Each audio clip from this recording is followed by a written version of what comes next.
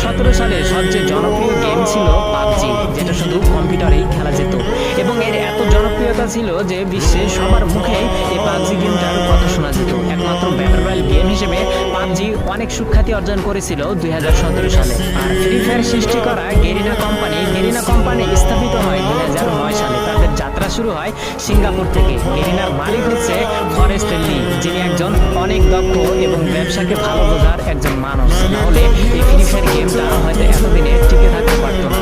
তো 2009 সাল থেকে গেরিনার যাত্রা শুরু হলেও তারা কোনোভাবে কোনো গেমে সাকসেস পেল না। সবকিছুতেই তারা